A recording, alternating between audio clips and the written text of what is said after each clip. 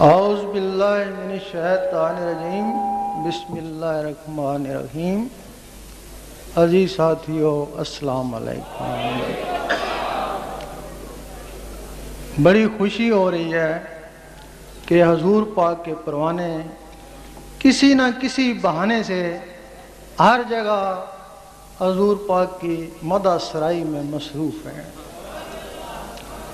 کہیں محفل میلاد ہو رہی ہے، کہیں میلاد النبی کے جلوس نکالے جا رہے ہیں، اور کہیں گنبد خضرا۔ ان چیزوں سے مسلمانوں میں حضور پاک کا عشق پیدا ہو رہا ہے، اور انہی چیزوں کو ابھی ہم نے بیرون ممالک میں بھی دیکھا ہے۔ ہمارے علماء بیرون ممالک میں پہنچے، انہوں نے وہاں بھی ایسی محفلیں سجانا شروع کر دیں۔ پچھلے سال مانچسٹر میں ایک بہت بڑا عید میلاد النبی کا جلوس نکلا، لیکن کچھ منفی عالم بھی وہاں پہنچ گئے۔ انہوں نے لوگوں کو بہکایا کہ یہ بدعت ہو رہی ہے، یہ یا رسول اللہ کر رہے ہیں، یہ تم الٹا گناہوں میں پھنس رہے ہو۔ اب وہ لوگ بڑے پریشان ہیں، کہیں بشر کا جھگڑا، کہیں نور کا جھگڑا۔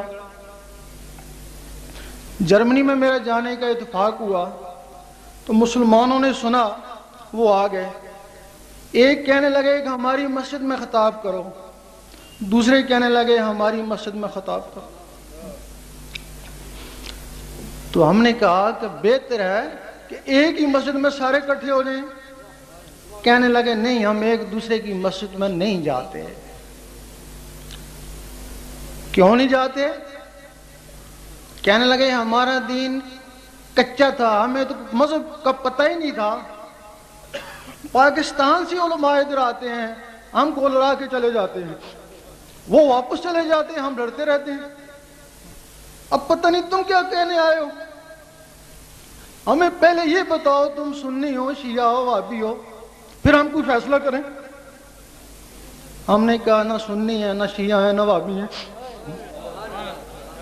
کہنے لگے پھر کیا قادیانی ہو؟ کہ قادیانی بھی نہیں ہے تو پھر کیا ہو؟ ہم نے کہا بس امتی ہیں۔ کہ امتی کیا ہوتا ہے؟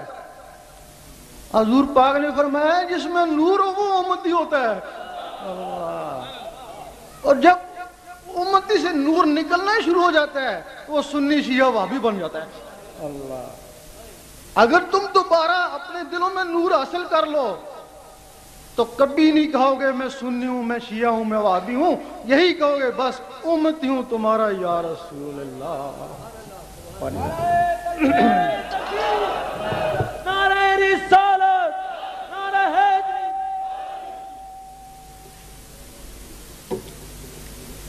پوچھا ان سے تم میں آپس میں لڑائی کیا ہے؟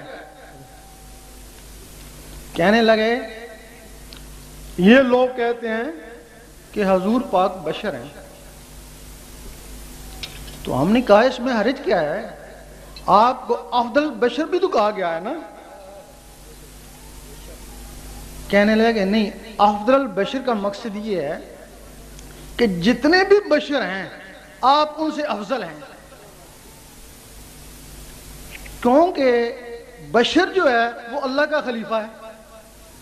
آپ خلیفے سے بھی افضل ہیں، تو جو خلیفے سے افضل ہوگا پھر اللہ نہیں ہوگا تو اسے جدا بھی نہیں ہوگا۔ بات تو پھر ان کی معقول ہی تھی۔ اور دوسروں سے پوچھا تمہیں کیا اختلاف ہے؟ وہ کہنے لگے کہ یہ کہتے ہیں حضور پاکوں کو وہ نور ہے، ہمیں اس سے اختلاف ہے۔ میں کہ اس میں حرج کیا اگر وہ نور کہتے ہیں؟ اللہ تعالیٰ نے خود ہی فرمایا کہ میں نے زہر میں تم کو نور بھیجا ہے ہدایت کے لیے۔ وہ کہنے لگے نہیں، جو نور ہوتا ہے اس کی اولاد نہیں ہوتی ہے۔ اللہ نور ہے، فرشتے نوری ہیں، ان کی اولاد نہیں ہے، ان کی اولاد ہے پھر یہ نوری نہیں ہے۔ اب ان کی دلیل بھی معقول تھی، ان کی دلیل بھی معقول تھی۔ اب یہ ایک راز سربستہ ہے، اگر اس کو کھول دیا جائے تو نہ ان کو کوئی اختلاف رہے گا نہ ان کو کوئی اختلاف رہے گا۔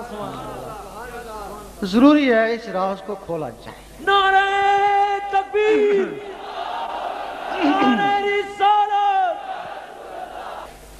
ایک دن اللہ تعالیٰ کو خیال آیا میں اپنے آپ کو دیکھوں تو صحیح میں ہے کیسا ہوں، شکل میری کیسی ہے. جس طرح آدمی کبھی اپنی صورت دیکھتا ہے اس طرح تعالیٰ کو بھی خیال آیا کہ میں بھی اپنے آپ کو دیکھوں کہ میں کیسا ہوں. خیال آیا تو سامنے جو عکس پڑا تو وہ ایک صورت بن گئی. حدیث شریف میں ہے کہ اللہ تعالیٰ نے انسان کو اپنی شکل میں بنایا. وہ سامنے عکس پڑا، وہ صورت، وہ ایک روح بن گئی. جب وہ روح بن گئی اللہ اس پہ عاشق، وہ اللہ پہ عاشق. اللہ تب کسی نے کہا کہ خود عشق، خود عاشق، خود معشوق. ہاں وہ خود ہی عشق کی ہے تو خود ہی عاشق کی ہے تو خود ہی معشوق ہے. اب جو اللہ کا دین ہے وہ یہاں سے چلا ہے. اللہ کا دین کوئی نماز روزہ نہیں ہے، اللہ کا دین عشق. اللہ اس کے دین کی ابتدا اس دن سے شروع ہو گئی. اب اللہ نے اس روح کی تعظیم کے لیے جو فرشتے بنائے، روحیں بنائیں، زمین و آسمان بنائے. حدیث شریف میں کہ اے میرے حبیب آپ کو بھیجنا نہ ہوتا تو زمین و آسمان ہی نہ بناتا. جو کچھ بنایا گیا حضور پاک کے لیے ہی بنایا گیا. اب آپ کو پھر اس دنیا میں بھیجنا تھا. دنیا میں بھیجنے کے لیے پھر کیا کیا؟ جنت میں ایک درخت ہے اس کا نام ہے شجرۃ النور. اس کا بیج آپ کی والدہ کو کھلایا گیا. اس بیج کی پرورش آپ کی والدہ کے شکم میں ہوئی اور وہ بیج انسانی خاصیت اختیار کر گیا. پھر جب وہ بیج بڑا اس میں وہ روح جو اللہ کا عکس تھا وہ ڈالی گئی. جب وہ روح ڈال دی گئی تو پھر وہ شجرۃ النور اور وہ نور. اب 9 سال کی عمر میں آپ کا سینہ چاک ہوا، آپ کے سینے میں جثہ توفیق الہی ڈالا گیا جس نے اللہ اللہ کرنا شروع کر دی. یعنی اس میں ذات 9 سال کی عمر میں آپ کو عطا ہوا. سبحان اللہ. اس کے بعد پھر اللہ نے آپ کو اپنے پاس بلا لیا شب معراج میں. پھر نور نور کے سامنے گیا، پھر نور نور علی نور ہو گیا. اب کچھ لوگ کہتے ہیں کہ خواب میں دیدار کیا ہوگا.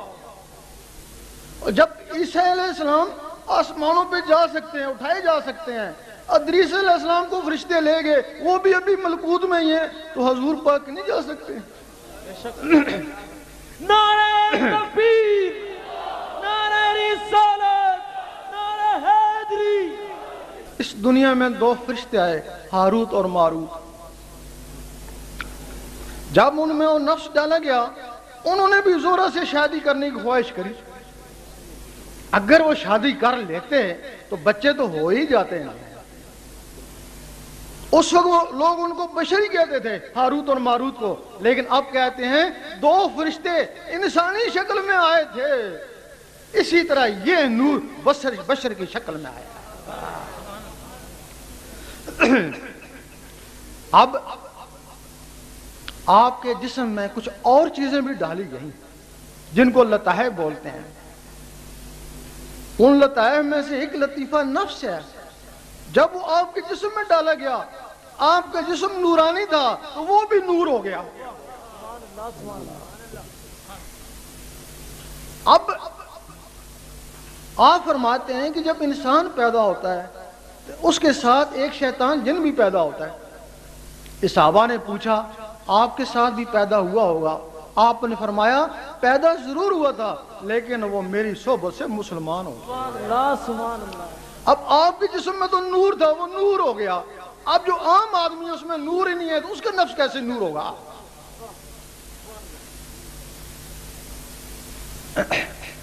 یہ جو گوشت ہے یہ کوئی ناپاک نہیں ہے. اس کے اندر جو روحیں ڈالیں گی، لطائف ڈالے گے، وہ بھی ناپاک نہیں ہے. لیکن جب اس کے اندر نفس آیا تو یہ جسم ناپاک ہوا. بلے شاہ فرماتے ہیں اس نفس پلید نے پلید کیتا اسا منڈو پلید نہ سے. ہم کوئی پلید نہیں تھے لیکن جب یہ نفس آیا تو ہم ناپاک ہو گئے. اب جب ناپاک ہو گئے नबियों के नफ्स मुतमन्ना है, वो इंसानी शक्ल में है, लेकिन आम आदमी के नफ्स कुत्तों की तरह है। वो नफ्स, उनकी शक्लें कुत्तों की तरह हैं। वो कुत्ते मौजूद हैं। एक हदीस शरीफ में है कि जिस घर में कुत्ता होगा वो रहमत के फरिश्ते नहीं आते। वो इस नफ्स कुत्ते ने कहा, मैं नहीं, वो कुत्ता, मुझे नहीं कहा गया, वो नहीं, इसी को कहा गया। वो कुत्ता तो आदम अलैहिस्सलाम के लिए हिफाजत के लिए जन्नत में बनाया गया था। आज तक वो हिफाजत कर रहा है। घर में ही होगा तो हिफाजत करेगा ना। अगर गली के कोने में बांधा हुआ तुम्हारी क्या हिफाजत करेगा? वो कुत्ता नहीं, ये कुत्ता, ये इसका घर है। ये जिसके अंदर ये कुत्ता है, इसको नफ्स अम्मारा बोलते हैं, वो नापाक है। हदीस शरीफ में है कि कुछ लोग कुरान पढ़ते हैं, कुरान उनके ऊपर लानत करता है। वो जिनके नफ्स कुत्ते हैं, वाकई वो कुरान पढ़ते हैं, कुरान उनके ऊपर लानत करता है। मजल साहब फरमाते हैं, मुब्तदी को चाहिए कि पहले जिक्र अल्लाह करे। कुरान उन लोगों के काबिल नहीं है जिनके नफ्स कुत्ते हैं। अपने नफ्स को जिक्र से पाक करे, अपने नफ्स को जिक्र से पाक करे। जब नफ्स पाक हो जाए फिर कुरान पढ़े, उस वक्त एक लम्हा फिक्रिया 100 साल की इबादत से बेहतर है। नारे तकबीर, नारे रिसालत, रहबरे रहनुमा। अब रहा सवाल कि नफ्स पाक कैसे हो? जब तक नफ्स पाक नहीं होता तुम्हारी कोई इबादत अंदर ठहरती नहीं है। अगर तुम्हारे अंदर वो कुत्ता है तो यकीन करो, जिस तरह एक दरबार बना लिया, बाहर कलमा लिख दिया, झंडे लगा दिए, अंदर काफर बैठा दिया, धोखा है ना। इसी तरह बाहर से दाढ़ियां, तस्बीहां, नमाजें, लेकिन अंदर वो कुत्ता काफर बैठा हुआ है। ये सख्त जबरदस्त अपने आप से धोखा है। अब उस नफ्स को कैसे पाक किया जाता है? जब तक नफ्स पाक नहीं होगा कोई मंजिल मिलेगी नहीं, इंसानियत की मंजिल भी नहीं मिलेगी। क्योंकि जैसा उसका नफ्स होता है बातिन वालों को वो वैसे ही दिखता है। एक दफा राबिया बसरी रहमतुल्लाह ने अपने गुलाम को कहा कि तेल ले आ, लेकिन किसी इंसान से लेना। तो वो कहने लगा, मुझे तो सारे इंसान लगते हैं। उन्होंने अपना एक बाल दिया, इस बाल की गोलाई में देख लेना, जो इंसान नजर आया इस बाल की गोलाई में, उससे तेल लेना। वो सारा दिन घूमते रहे, वो कोई गधा नजर आ रहा है, कोई कुत्ता नजर आ रहा है। बड़ी मुश्किल से एक आदमी जो है ना वो इंसान नजर आया और उससे तेल खरीदा। उसका नफ्स पाक था। शाह अब्दुल अजीज रहमतुल्लाह के जमाने में एक औरत नंगी घूमती, लेकिन जब शाह अब्दुल अजीज को देखती तो पर्दा कर लेती। खलीफा कहता है कि क्या वजह है, आप बुढ़े भी हैं, आपसे ये पर्दा कर लेती है, हम जवान भी हैं, हमारे सामने नंगी घूमती रहती है। शाह अब्दुल अजीज ने फरमाया कि ये अंगूठी ले जाओ, अब जब वो औरत है तो ये पहन लेना, फिर तुम्हें राज का पता चलेगा। जब वो औरत आई तो उन्होंने अंगूठी पहनी। देखते हैं सब इंसानों में कोई कुत्ता है, कोई गधा है, कोई बैल है। अपने आप को देखा बकरा। सिर्फ अब्दुल अजीज और वो औरत इंसान नजर आए। उस वक्त शाह अब्दुल अजीज ने कहा कि वो कहती है मुझे सारे जानवर नजर आते हैं, मैं पर्दा किससे करूं? अब वो नफ्स पाक कैसे होता है? एक बाहर की नमाज रोजे उस तक नहीं पहुंचते, वो तो अंदर है, वो तो नसों में है, तुम बाहर से उसको डंडे मार रहे हो। ये नमाज रोजा इतना है कि बस डंडे उसको मारे शाम को, लेकिन अंदर वो धक्का हुआ है। जब डंडे छोड़े फिर बाहर निकले। जब तक उस तक हथियार नहीं पहुंचेगा वो कैसे पाक आएगा? आप उसको पाक कैसे करते हैं? इसके कई तरीके हैं। कुछ लोग जंगलों में चले गए, रोजे रखने शुरू किए, भूख प्यासी काटी, उसको नफसानी गज़ा नहीं दी, जिक्र वगैरह की गज़ाएं दी, नमाजें, तो उनसे नफ्स पाक हुए। लेकिन वो बहुत मुश्किल है। उसके लिए कोई कामयाब होता है और कोई जंगलों में जाता है। और एक और तरीका जो शहरियों के लिए है, शहरियों को भी जरूरत है नफ्स पाक करने की। जो शहरियों के लिए तरीका है, उसके लिए उनको कहीं से जिक्र कल्ब ढूंढना पड़ता है। जिक्र कल्ब क्या होता है? अब کہتے ہیں کہ قرآن مجید میں نور ہے، کہتے ہیں نا. ایک سکھ نے کہا میں تمہارا عالم رہ گیا تو میں تمہارے بچوں کو قرآن پڑھاتا رہا، اگر قرآن میں نور ہوتا تو میں نوری کیوں نہیں ہوا؟ ایک عیسائی بول اٹھا کہ میں شب و روز اس قرآن کا مطالعہ کرتا ہوں، نوری میں بھی کیوں نہیں ہوا؟ اور ہم نے کہا تم نے دل سے نہیں پڑھا. وہ کہنے چلو ہم نے دل سے نہیں پڑھا، تمہارے مسلمان تو دل سے پڑھتے ہیں نا، تو وہ نوری کیوں نہیں ہوئے؟ اگر وہ سارے نوری ہو جاتے ایک دوسرے کو کافر منافق کیوں کہتے؟ واقعی اس نے صحیح کہا. کسی کو قرآن سے نور حاصل کرنے کا طریقہ آتا ہے، ہر کوئی قرآن سے نور حاصل نہیں کر سکتا ہے.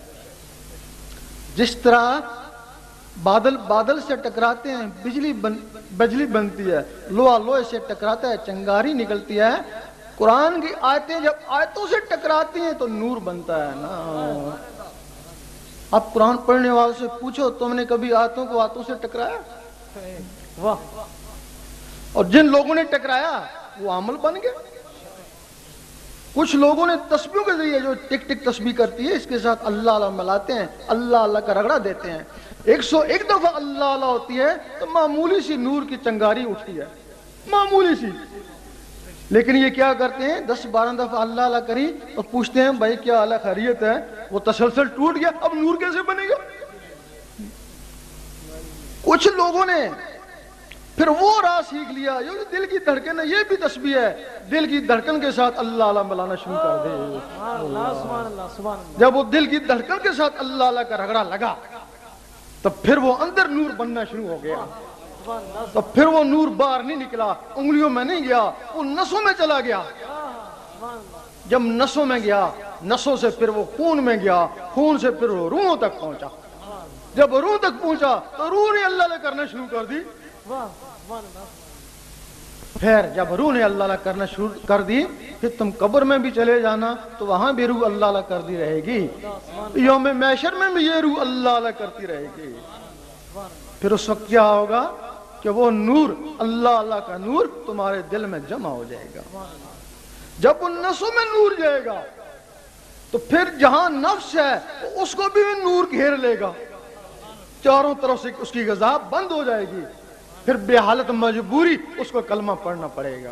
نعرہ تکبیر. بے حالت مجبوری پھر اس کو کلمہ پڑھنا پڑے گا. کلمے کے اثر سے کالا کتا تھا پھر سفید کتا ہو گیا، پھر کلمے کے اثر سے اس کی شکل بیل کی طرح ہو گئی، پھر بکرے کی طرح ہو گئی، پھر ایک دن اس کی شکل تمہاری طرح ہو گئی. پھر اس کو پکڑ کر حضور پاک کی محفل میں لے گئے. سبحان اللہ. حاضرین اور حضور پاک اش کر اٹھے، آفرین ہے اس کے اوپر اور اس کے مرشد کے اوپر کہ جس نے کتے کو پاک کیا، انسان بنایا، میری محفل میں لے آیا. اس وقت حضور پاک اس کو کوئی مرتبہ ارشاد دے دیتے ہیں. اب اس کی رضائی ادھر ہو جاتی ہے، رسائی ادھر ہو جاتی ہے. اس کو اب معارف کہتے ہیں. وہ پہلا عارف ہے، اب اس کو معارف کہتے ہیں جو حضور پاک کے قدموں میں پہنچ گئے. اب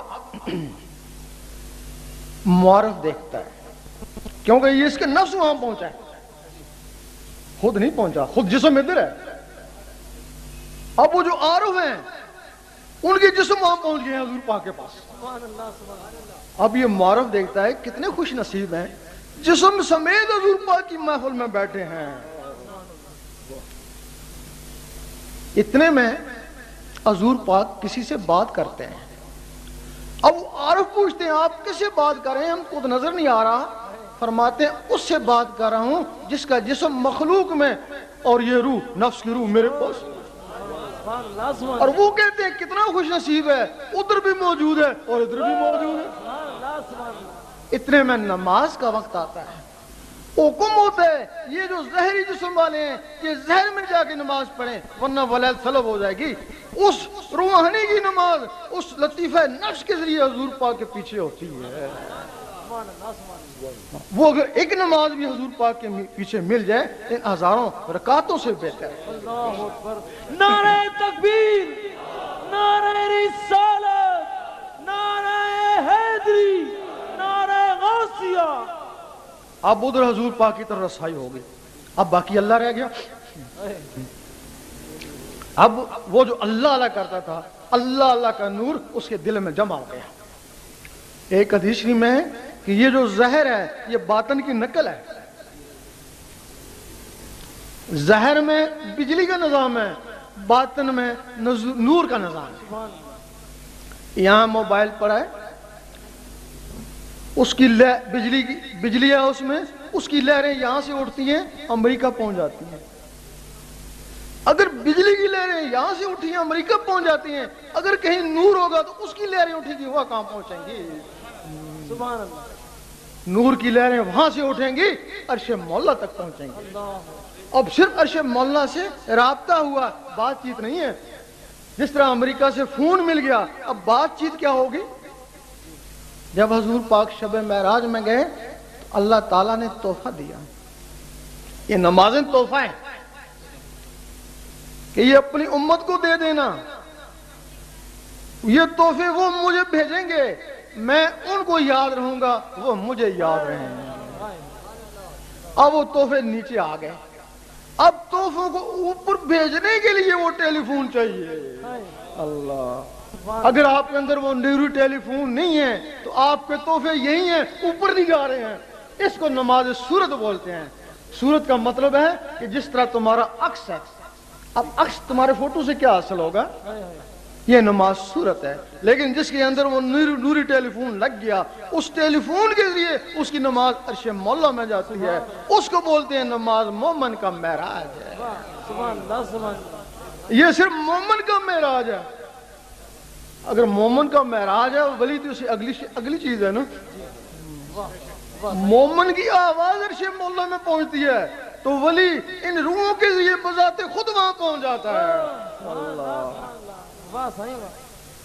جب تمہارے اندر اللہ اللہ شروع ہو جائے گی تو تمہارے اندر اور بھی مخلوقیں ہیں، روحیں ہیں. جس طرح جن اور فرشتے ہیں اس طرح وہ روحیں ہیں تمہارے اندر. 7 روحیں ہیں. باقاعدہ حدیثی میں ان کے نام ہیں: قلب، روح، سری، خفی، اخفا، انا، نفس. 9 ان کے خلیفے ہیں، باڈی گارڈ. 16 چیزیں تمہارے اندر ہیں. جب تم 16 چیزیں ان میں نور جائے گا تو وہ 16 چیزیں اللہ اللہ کرنا شروع کر دیں گے. اس جسم میں یا اللہ ہوگا، اگر اللہ نہیں ہے تو پھر شیطان ہوگا. اگر ہمارے دل میں نور نہیں ہے تو تمہارے دل میں شیطان ہے. اور یقین کرو کہ جو اللہ قلبی اللہ اللہ نہیں کرتے ان کے دلوں میں شیطان ہے. ان کو یہ بات بری لگی ہوگی لیکن ہم دلیل دیتے ہیں. جب وہ نماز پڑھتے ہیں وہ سوچنا نہیں چاہتے، ان کو ایسے ایسے وسوسے آتے ہیں جو وہ سوچنے نہیں چاہتے. اس کا مطلب ہے کہ وہ نہیں سوچنا چاہتے لیکن ان کے دل میں وسوسے آتے ہیں، پھر وہ شیطان ہی ڈالتے ہیں نا. ان کی نماز خراب کرنے آتا ہے نا، تو شیطان ہے نا. بالکل بالکل واہ. اب دوسرا اس کا ثبوت ہے، آپ ذکر کے حلقے میں بیٹھ جائیں، وسوسہ نہیں آئے گا. آپ اللہ میں لگ جائیں، آپ کو وسوسہ نہیں آئے گا، الٹی مستی آئے گی. تو کیا وجہ ہے؟ مستی کیوں آئے گی؟ کیونکہ جس طرح کوا تیر سے بھاگتا ہے اس طرح شیطان اللہ سے بھاگتا ہے. جب اللہ سے شیطان بھاگتا ہے، لیکن جب تم اللہ کا ذکر چھوڑو گے تو پھر واپس آ کے جائے گا نا. اگر تمہارے اندر ہی ہلکا بن جائے تو وہ جو تمہارے اندر کی مخلوق اللہ اللہ کرنا شروع کر دے تو پھر یہی مسجد تو یہی کعبہ یہی گلے گل. اب تمہاری نماز اس مسجد میں ہے، تمہاری نماز خانے کعبے میں ہوگی لیکن ان کے خانے کعبے کوئی اور ہیں. اللہ، یہ جب جوان ہو جاتی ہیں ان کا خانہ کعبہ بیت المعمور ہے. یہ وہاں جا کے نمازیں پڑھتی ہیں، عرش مولا میں جا کے نمازیں پڑھتی ہیں، فرشتوں کے ساتھ نمازیں پڑھتی ہیں، نبیوں ولیوں کی روحوں کے ساتھ نمازیں پڑھتی ہیں. اور یہ اس وقت تک سر نہیں اٹھاتی جب تک اللہ جواب نہ دے لبیک یا عبدی. اس وقت تک سر ہی نہیں اٹھاتی ہیں. پھر یہی چیزیں ہیں کہ تمہارے اندر ہیں، یہی چیزیں ہیں نور سے بالکل نوری ہو جاتی ہیں. جب نوری ہو جاتی ہیں تو پھر انسان سوچتا ہے دیکھیں اوپر کیا ہو رہا ہے. یہ اوپر پرواز کرتی ہیں. بیت المعمور سے بھی اوپر چلی جاتی ہیں، فرشتے روکتے ہیں، نہیں رکتے، کہتے ہیں جو کچھ بھی ہے بیت المعمور سے آگے جل جائے گا، اور یہ بیت المعمور سے بھی آگے چلی جاتی ہیں، وہاں پہنچ جاتی ہیں جہاں رب کی ذات ہے۔ ظاہری جسم سے حضور پاک وہاں پہنچے، اور ان مخلوقوں سے ولی وہاں پہنچتے ہیں۔ جب کوئی اللہ کے روبرو چلا جاتا ہے پھر ایک دوسرے کو پیار سے دیکھتے ہیں، پھر اللہ تعالیٰ فرماتا ہے میں تجھے دیکھ لوں تو مجھے دیکھ لے، دیکھتے ہیں، پیار سے دیکھتے ہیں، پھر وہ اللہ کا نقشہ اس کی آنکھوں میں آتا ہے، آنکھوں سے اس کے دل میں جاتا ہے، جب دل میں جاتا ہے پھر اللہ تعالیٰ فرماتا ہے اب تو نیچے چلا جا، اب جو تجھے دیکھ لے وہ مجھے دیکھ۔ انسان یہاں تک پہنچ سکتا ہے، اور انسان پہنچے ہیں، 7 سیارے ہیں، 7 جہان ہیں، ہر جہان سے ایک ایک مخلوق پکڑ کے اللہ تعالیٰ نے ان کے جسموں میں ڈال دی، اور 7 ہی جنتیں بنائیں۔ پتہ نہیں اس کو کس جہان کی سیر کرنے کا شوق ہو، اگر اس کو ملکوت کا شوق ہوا تو قلب کو طاقتور بنا لے گا، اگر جبروت میں جانے کا شوق ہوا تو روح کو طاقتور بنا لے گا، اگر اس کو شوق ہوا کہ میں اللہ کو دیکھوں تو لطیفہ اللہ کو طاقتور بنا لے گا۔ اس کے بعد اللہ تعالیٰ نے 7 جنتیں بنائیں، وہ ایک ہی جنت کافی تھی نا، تو 7 جنتیں کیوں بنائیں؟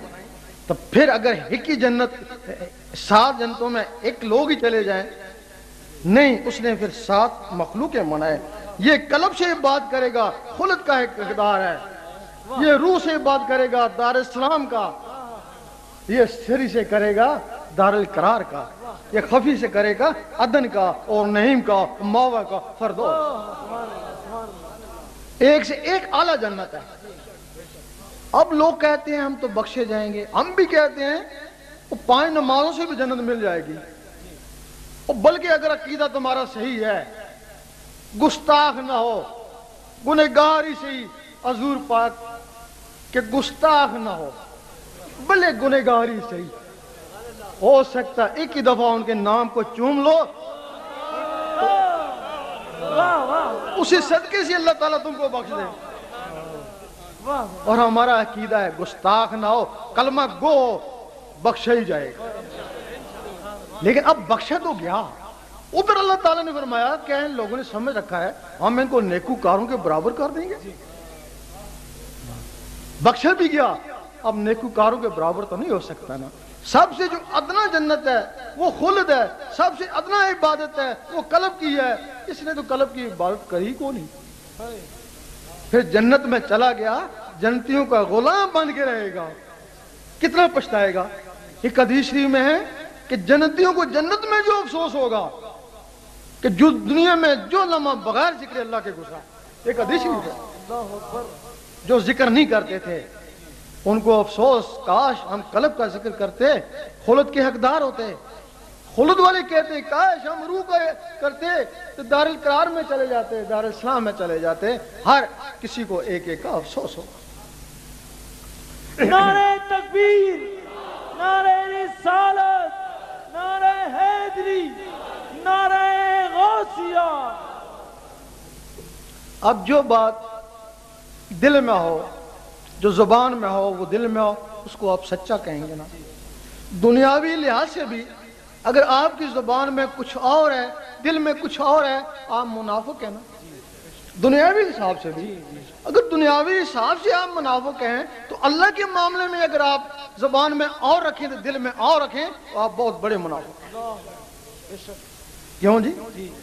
جب آپ نماز پڑھتے ہیں، اس کی نماز پڑھتے ہیں، زبان سے کہتے ہیں کہہ دے اللہ ہے کہ دل کہتا ہے کارج آٹا ہی کونیا، اوپر زبان سے کہتے ہیں اللہ عصمت، اللہ بے نیاز ہے، دل میں کہتے ہیں بیوی بیمار ہے، اللہ میاں لے دعا اللہ میاں لان، دل کہتا ہے ڈیوٹی سے لیٹ ہو گئے چلو۔ زبان میں اور دل میں اور، یہ منافقت ہے۔ ایسی نماز کبھی قبول نہیں ہوتی، بھلے سنی ہوں یا شیعہ ہوں یا وہابی ہوں۔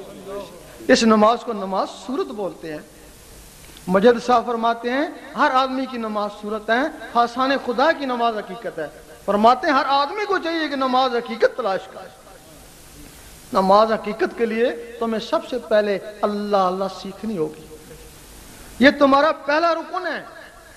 پہلا رکن تمہارا کلمہ طیب ہے. اور حدیث شریف میں افضل ذکر کلمہ طیب. اس کا مطلب ہے یہ کلمہ طیب ذکر میں ہے. اور کچھ لوگ واقعی مسجد میں نماز کے بعد کلمہ طیب کا ذکر کرتے ہیں.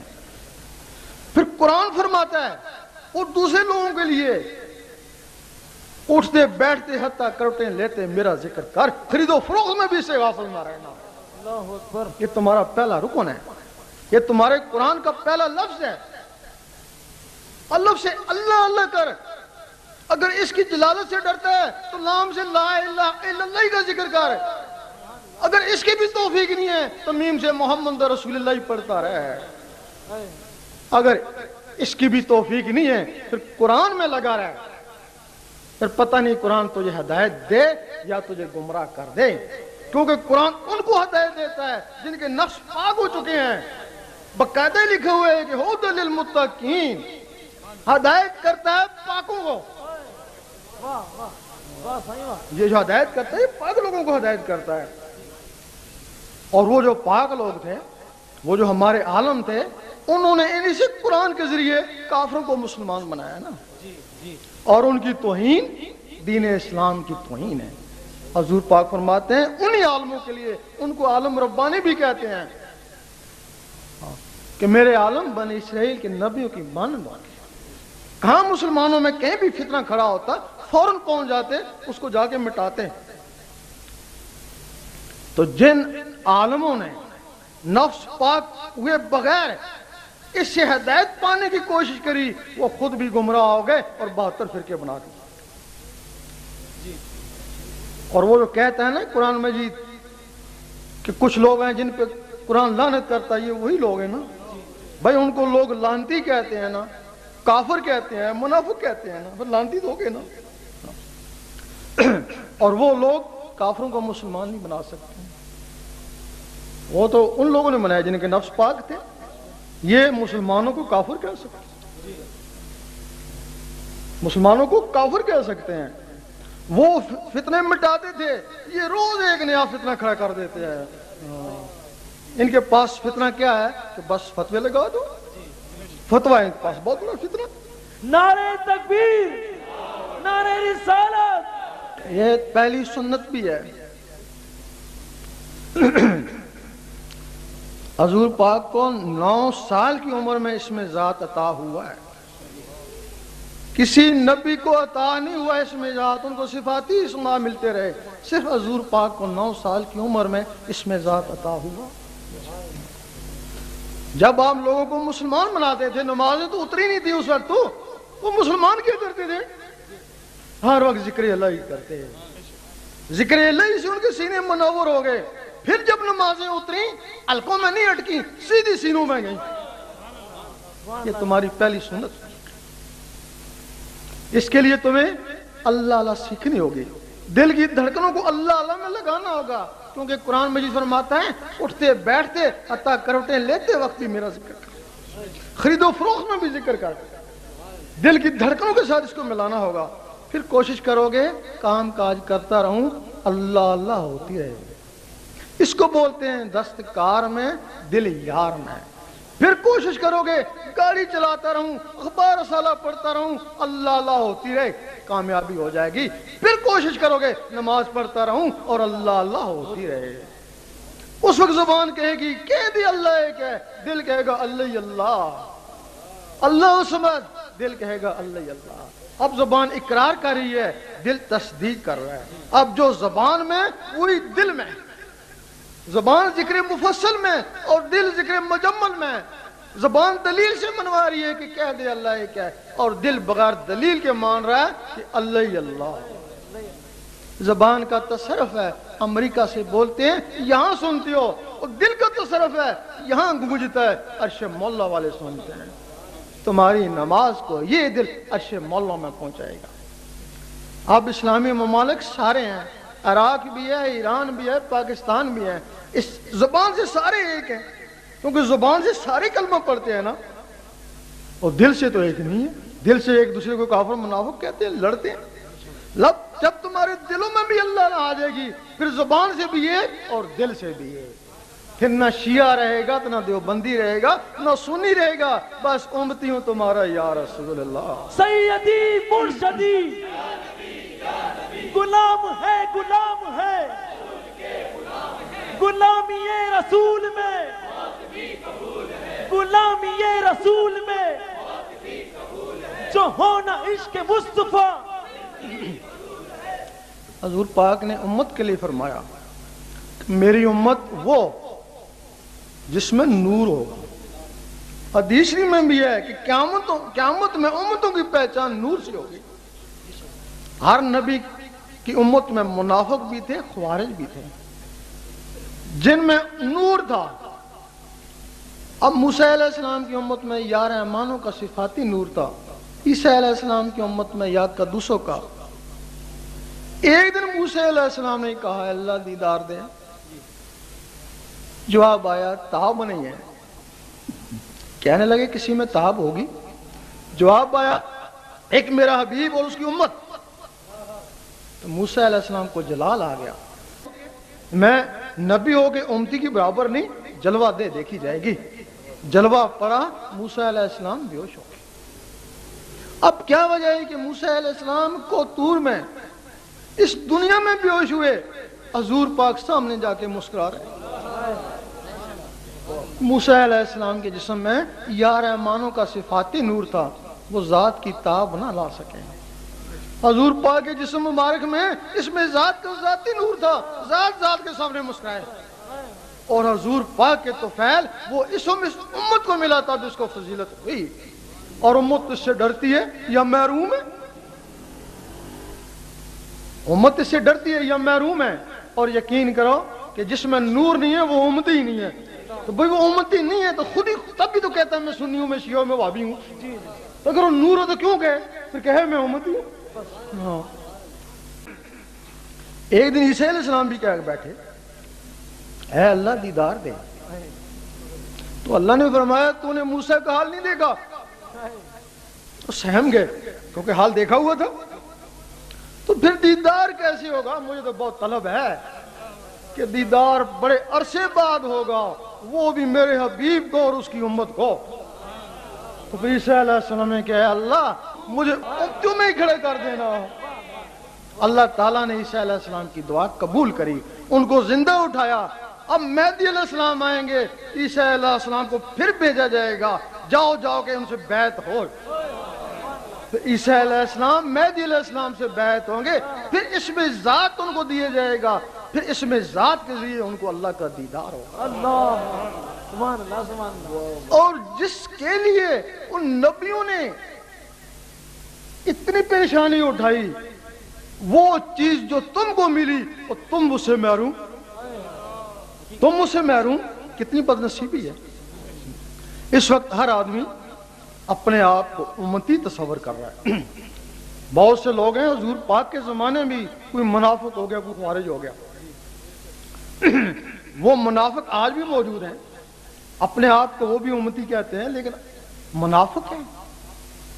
وہ سرحد کی طرف دیکھنے میں آتے ہیں، وہ کہتے ہیں ہم نمازیں بھی پڑھیں گے، تسبیحیں بھی، تہجد بھی، ہر سارا کام اسلامی شریعت کا کریں گے، لیکن سود کا کاروبار نہیں چھوڑیں گے۔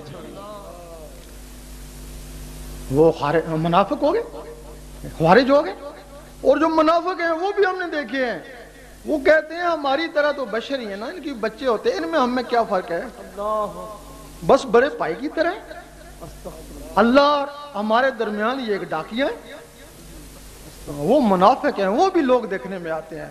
نہ منافق کی بات قبول ہوتی ہے، نہ خوارج کی بات قبول ہوتی ہے، لیکن جو باقی رہ گئے ان میں بھی حضور پاک نے فرمایا کہ یہ جھوٹا بھی میرا امتی نہیں ہے۔ وہ تو نکل گئے نا، جھوٹے کو کہا یہ بھی میرا امتی نہیں ہے۔ اب کیا خبر، تم تو جھوٹ سے بڑے بڑے کام کر جاتے ہو، تو ہو سکتا ہے تمہیں حضور پاک نے خارج کر دیا ہو۔ جس طرح ان کے پاس کوئی ثبوت نہیں ہے، اس طرح تمہارے پاس بھی کوئی ثبوت نہیں ہے نا۔ یقین کرو جو تمہارا ورثہ تھا اس میں ذات کا، اس دنیا میں آ چکا ہے۔ آؤ اپنا اپنا سے حصہ لے جاؤ۔ اور اس کے لیے کوئی شرط نہیں رکھی اللہ تعالیٰ نے، نہ کوئی نذرانہ، نہ کوئی بیعت، نہ کوئی کالا، نہ کوئی چٹا، نہ کوئی گورا، نہ کوئی عیسائی، نہ کوئی کافر، نہ کوئی یہودی، ساری دنیا کے لیے اس نے وہ خزانہ نیچے بھیج دیا کہ جو امتی ہوگا اسی کو ملے گا نا۔ آؤ اپنا خزانہ لے لو، اگر تمہارے سینے میں اللہ نے چلا گیا تو امتی ہو گئے نا، ثبوت ہو گیا۔ اگر کوشش کے باوجود، خزانہ آنے کے باوجود تم کو ملتا ہی نہیں ہے تو یا منافق تو یہ خارج ہو۔ آپ اس خزانے کو حاصل کرنے کا طریقہ بھی ہے بھئی، کوئی بھی چیز ہے تمہیں حاصل کرنی ہے اس کے لیے کہیں تو جانا پڑے گا نا۔ اس خزانے کو حاصل کرنے کا طریقہ ہے، اور یقین کرو وہ صرف مسلمانوں کے لیے نہیں ہے، ان لوگوں میں بھی کچھ ایسے ہیں جن کو اللہ چاہتا ہے، کافروں سکھوں میں بھی ایسے ہیں جن کو اللہ چاہتا ہے، وہ سب کے لیے ہے۔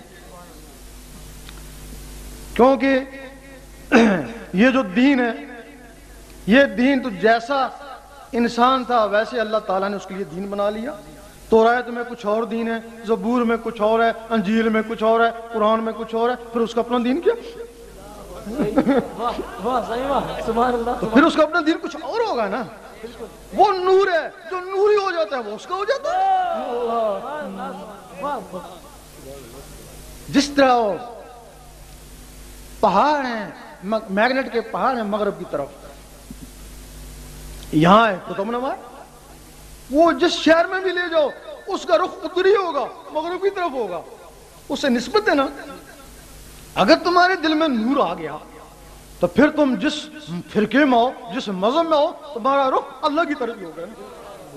تو پھر جدھر اللہ تم، وہ خود بخود ہی تمہیں موڑ لے گا نا۔ اب اس کا طریقہ کیا ہے؟ روزانہ 66 مرتبہ سفید کاغذ پر کالی پنسل سے اللہ لکھا۔ آپ تھوڑے دن لکھیں گے، آپ جو کاغذ پہ لکھتے تھے وہ آپ کی آنکھوں میں تیرنا شروع ہو جائے گا۔ لوگ کہتے ہیں یہ مسمرزم ہے، صحیح کہتے ہیں، یہ مسمرزم نہیں ہے، مسمرزم اسی سے نکلا ہے۔ مسمرزم والے کیا کرتے ہیں؟ شمع کو یا سورج کی روشنی کو آنکھوں میں لے آتے ہیں، اس کی طاقت سے شیشے کے گلاس پہ نظر ڈالتے ہیں، وہ کریک ہو جاتا ہے۔ لیکن انسان کے اوپر 1,80,000 جالیں ہیں دل کے اوپر، وہ شمع یا سورج کی روشنی ان جالوں کو توڑ نہیں سکتی۔ جب وہ اللہ کا لفظ آنکھوں میں آتا ہے، آنکھوں سے پھر توجہ سے دل کے اوپر اتاریں، اس اللہ کے لفظ میں اتنی طاقت ہے کہ وہ 1,80,000 جالوں کو توڑتا توڑتا دل کے اوپر جا کے بیٹھ جائے گا۔ جب دل کے اوپر بیٹھ جائے گا تو دل کی دھڑکن تیز ہو جائے گی، ٹک ٹک ٹک، وہ اس کی تسبیح، اس ٹک ٹک کے ساتھ اللہ ملائیں، ایک کے ساتھ اللہ، ایک کے ساتھ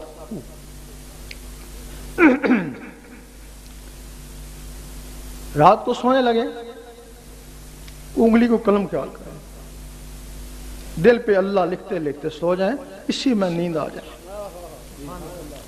یقین کرو بہت سے لوگ ہیں اس زمانے میں بھی ہیں، یہاں بھی موجود ہیں گے، جن کے دلوں پہ اللہ لکھا نظر آتا ہے، ان کو خود نظر آتا ہے ان کے دلوں پہ اللہ لکھا ہوا ہے۔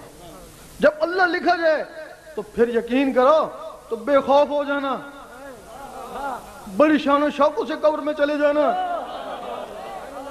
فرشتے آئیں گے، سب سے پہلے پوچھیں گے بتا تیرا رب کون ہے، پوچھیں گے تیرا رب کون ہے، خاموش ہو جانا، ستانا ان کو۔ پھر پوچھیں گے تیرا رب کون ہے، بتاتا کون ہے، پھر خاموش۔ اور تیسری دفعہ پھر پوچھیں گے گنگا تو نہیں ہے، بتا تیرا رب کون ہے، کفن کو پیچھے ہٹانا اللہ لکھا ہوا ہے۔ اور ضرورت نہیں پڑے گی کہ دوسرے سوال تم سے پوچھیں، کہیں گے السلام علیکم ہم جا رہے ہیں، تو جانو تیرا رب جانے۔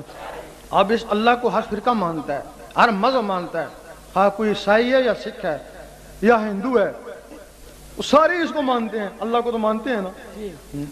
ہم نے اس میں اگر کوئی غیر مذہب بھی ہے تو اس کے لیے بھی ہم نے ابھی نماز کی بات تو نہیں کری ہے، اللہ کی بات کری تو دل میں اللہ کو لانا۔ کوئی بھی فرقے والا ہے، دیوبندی ہے، مرزی ہے، شیعہ ہے، کافر ہے، کوئی بھی ہے، یہ اس کے لیے ہے۔ رات کو سونے لگے، انگلی کو قلم خیال کر کے تصور سے اللہ لکھتے لکھتے سو جائیں، اسی میں نیند آ جائے۔ صبح اٹھیں، وضو ہے یا نہیں، پرواہ نہیں، دل کا وضو پانی سے نہیں ہوتا۔ جب یہ اللہ کا نور اس دل میں جائے گا، وہ اس دل کو دھوئے گا، اس کو بولتے ہیں وضو کر لے شوق شراباندہ۔ سبحان اللہ سبحان اللہ۔